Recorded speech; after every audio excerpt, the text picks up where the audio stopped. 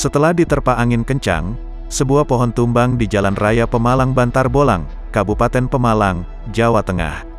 Akibatnya terjadi kemacetan arus lalu lintas kurang lebih 1 km dari dua arah. Polres Pemalang bersama TNI, BPBD, PLN dan instansi terkait langsung mendatangi lokasi untuk mengevakuasi pohon tumbang, Selasa, tanggal 11 Januari tahun 2022.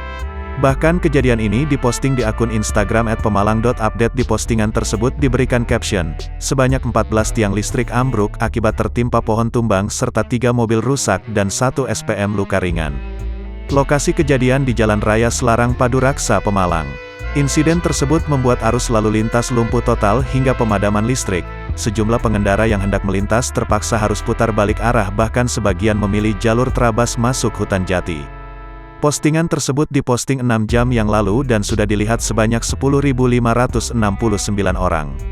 Kapolsek Pemalang Kota AKP Kabul Santoso mengatakan, pohon tumbang mengenai jaringan listrik dan menyebabkan sejumlah tiang listrik ikut roboh.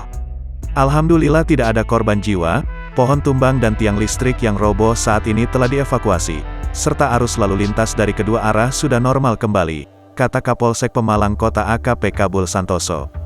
Pihaknya mengungkapkan, adanya kejadian ini, arus lalu lintas sempat mengalihkan arus kendaraan dari dua arah melalui jalur alternatif.